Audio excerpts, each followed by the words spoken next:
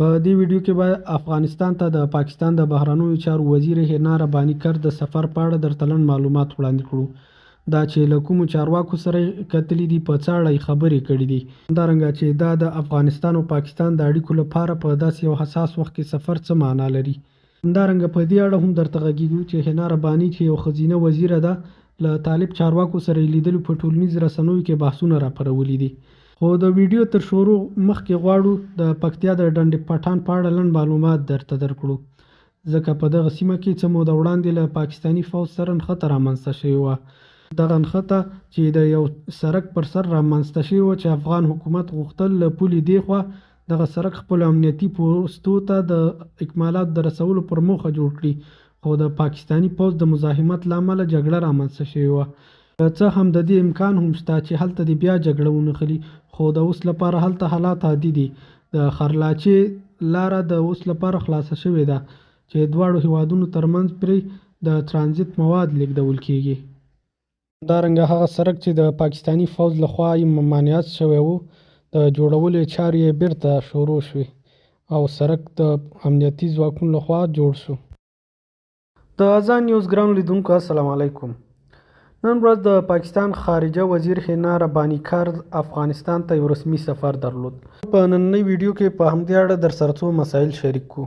غواړو په نننۍ ویډیو کې درته د دې سفر په اړه راپور ولرو. له هغې راهیسې چې د پاکستان حکومت بدل شوی دی او عمران خان خپل حکومت له لاسه ورکړی ده، د افغانستان او پاکستان اړیکې ترنګلې شوې وې. په وروستیو کې داسې مسایل منځته راغله چې د دواړو هیوادونو اړیکې یې لا ترنګلې کړې. د پاکستان په بیلابیلو ښارونو کې د افغاني مهاجرو ځورونه، د هغوی نیول او ان تر زندان وړل. حتی داسې راپورونه وو چې ځینې مریضان له خپلو پیوازانو څخه بیل شوي وو او ځینې هم نادرکه شوي وو، تر دې چې ځینې افغانانو په زندان کې ساه هم ورکړې وه.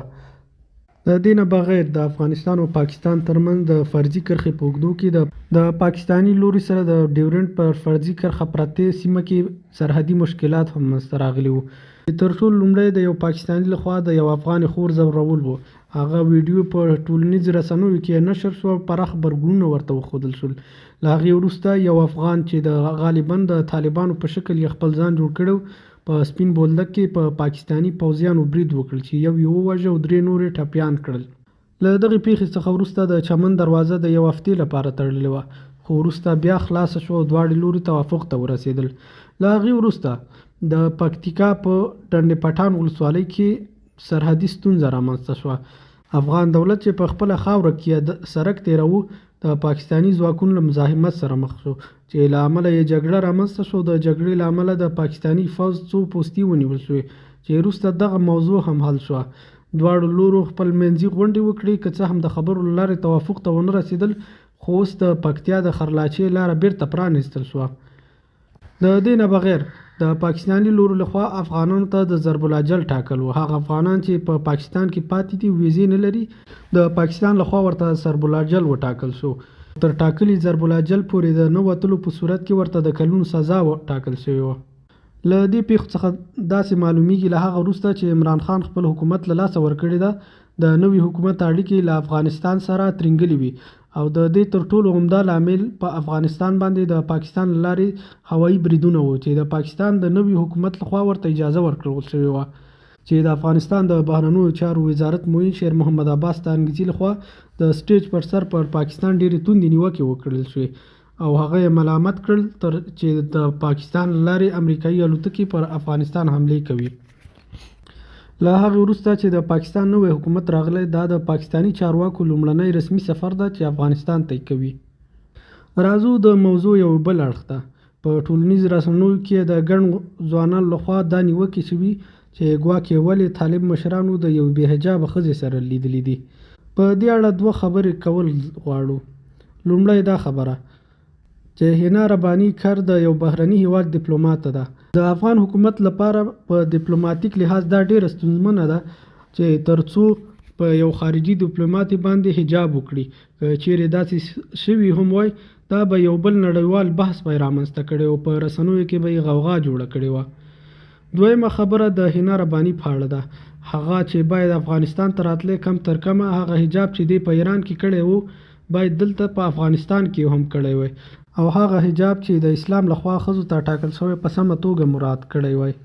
سره له دې چې د پاکستان د بهرنیو چارو وزیر ته په استقبال کې په لوړه کچه طالب چارواکي نه و ورغلي، بلکې په ټیټپوړي چارواکي یې دغه استقبال ته ودرېدلي وو. راځو د تیر نظام د ځینو چارواکو نیوکې ته. هغوی په طنزیه ډول په ټولنیزو رسنیو کې دغه خبرې مطرح کوي، خو د هغوی خپل ځان ته پام نه ده. په پښتو کې یو متل ده چې غلبیل کوزې ته ویل چې ایتا کې سوری ده. نو هغوی باید په دې اړه هیڅ خبره هم ونه کړي، ځکه هغوی د خپل جمهوریت پر مهال د جنسي ځورونو یو بیل باب لري چې په نړیواله کچه مشهور شوی ده. تر دې چې هغوی د نورو رشوتونو ترڅنګ په جنسي رشوت هم روږدي شوي وو چې ښځې به یې د جنسي رشوت په مقابل کې مقررولې، او اصلا د حجاب او نه حجاب مسله مطرح هم نه وه. راځو د پاکستان د بهرنیو چارو د وزیر د سفر جزئیاتو ته، چې نوموړی پر خپل سفر کې د چا سره لیدلی دي او په څه اړه خبرې شوي غواړي په دې اړه درته د ویډیو په دې برخه کې ووایو. هغې په دې سفر کې د بهرنیو چارو له وزیر ښاغلي امیر خان متقي، هغې په دې لیدنه کې همدارنګه د رئیس الوزرا له مرستیال ملا عبدالسلام حنفي سره هم لیدلي دي. ترڅنګ نوموړي د ځینې میرمنو سره هم لیدل کتل کړي دي. افغانستان د بهرنیو چارو وزارت مرستیال ویان احمد ضیا تکل په یو ویډیو پیغام کې چې رسنیو ته استولی ده د دې سفر په اړه جزئیات ورکړي دي. نوموړي په خپل دغه ویډیو پیغام کې ویلي دي: د بهرنیو چارو وزارت په ستوري ماڼۍ کې له پاکستاني پلاوي سره د بهرنیو چارو د وزیر محترم مولوي امیر خان متقي په مشرۍ ناسته وشوه چې پکې د یاد وزارت اداري معین او د ځینو ریاستونو رئیس صاحبانو هم ګډون درلود. پاکستاني پلاوی چې په بهرنیو چارو کې د دولت د وزیر هنا ربانیکر په مشرۍ راغلی و، په ترکیب کې د افغانستان لپاره خاص استازی محمد صادق خان او په کابل کې د پاکستان شهرزاپیر عبیدالرحمن نظامانی او ګڼ نور مسؤلین شامل وو. د بهرنیو چارو وزیر مولوي امیر خان متقي راغلي پلاوي ته ښه راغلاست ووایه او د دواړو همسایه هیوادونو اړیکې د ولسونو او سیمې په ګټه وبللې. متقي صاحب په پاکستان کې د افغان بندیانو د خلاصون، یو بل هیواد ته د مسافرو د تلو راتلو او په لارو کې د اوښتو په برخه کې د سهولتونو د رامنځته کولو، د تجارت او ترانزیت په برخه کې د پرمختګ او چټکتیا په اړه پاکستاني لوري ته یادونې وکړې. همداراز د ټاپي، ټاپ، اورګاډي د لین او نورو لویو پروژو پیل کولو ته آمادګي وښوده. د سیاسي اړیکو، اقتصادي ودې او امنیت په اړه د اسلامي امارت موقف ورته څرګند کړ. پاکستاني هیات په پاکستان کې د افغان مهاجرینو سره د ښه سلوک، د تګ راتګ په لارو او د ویزو په برخه کې د ستونزو د حل په باب د همکاریو ژمنه وکړه.